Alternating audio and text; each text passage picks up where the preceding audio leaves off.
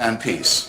Everyone in the civilized world has roughly agreed, including the majority of Arabs and Jews and the international community, that there should be enough room for two states, for two peoples in the same land. I think we have a rough agreement on that. Why can't we get it? The UN can't get it, the US can't get it, the Quartet can't get it, the PLO can't get it, the Israeli Parliament can't get it. Why can't they get it? Because the parties of God have a veto on it, and everybody knows that this is true. Because of the divine promises made about this territory, there will never be peace, there will never be compromise. There will instead be misery, shame and tyranny, and people will kill each other's children for ancient books and caves and relics. And who is going to say that this is good for the world? And I knew it would come up, that we'd be told about charity. And I take this very seriously. Because we know, ladies and gentlemen, as it happens, we're the first generation of people who do really, what the cure for poverty really is. It eluded people for a long, long time. The cure for poverty has a name, in fact. It's called the empowerment of women. If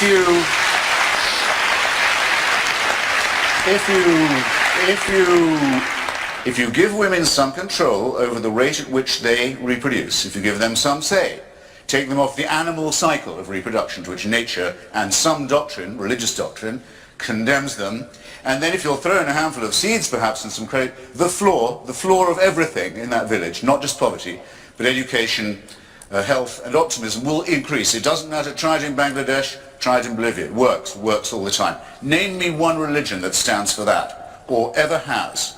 Wherever you look in the world and you try to remove the shackles of ignorance and disease and stupidity from women, it is invariably the clerisy that stands in the way. Or in the case of now, furthermore, if you're going to grant this to Catholic charities, say, which I would hope are doing a lot of work in Africa, if I was a member of a church that had preached that AIDS was not as bad as condoms, I'd be putting some conscience money into Africa too, I must say. But it won't bring, I'm sorry, I'm not trying to be funny. If I was trying to be funny, you mistook me. It won't bring back the millions of people who've died wretched deaths because of that teaching. That still goes on. I'd like to hear a word of apology from the religious about that, if it was on offer.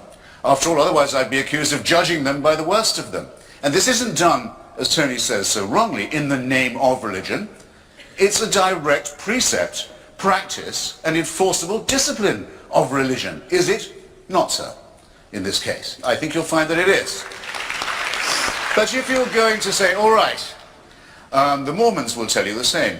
You may think it's a bit cracked to think that Joseph Smith found another Bible buried in upstate New York, but you should see our missionaries in action. I'm not impressed.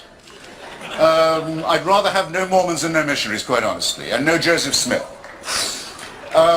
Do we grant to Hamas and to Hezbollah, both of whom will tell you and incessantly do, look at our charitable work. Without us, Effendi, the poor of Gaza, the poor of Lebanon, where would they be but for our... And they're right.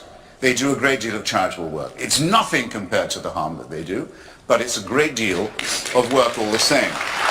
And if the promise of religion was true, had been true, right up until the late 19th century in, say, Britain or North America or Canada, that good works are what's required and should be enough, and those who give charity should be honoured, those who receive it should be grateful. Two rather revolting ideas in one, I have to say.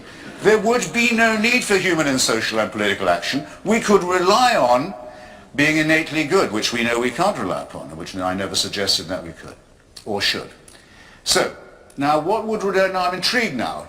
So religion could be a good thing after all. Sometimes we think. So now the proposition.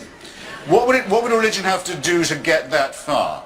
Well, I think it would have to give up all supernatural claims. It would have to say,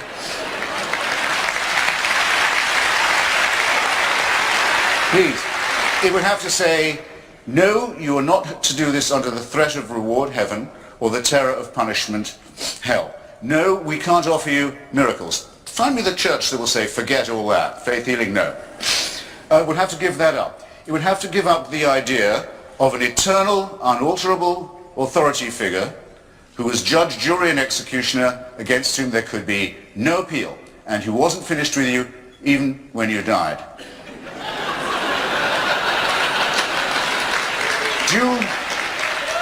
That's quite a lot for religion to give up, don't you think?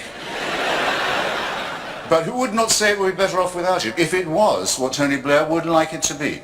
An aspect of humanism, an aspect of compassion, an aspect of the realizations of human solidarity, the knowledge that we are in fact all bound up one with another, that we have responsibilities to one to another, and that, as I do when I give blood, partly because I don't lose the pint forever, I can always get it back, but that there's actually a sense of pleasure to be had in helping your fellow creature. I think that should be enough. Thank you.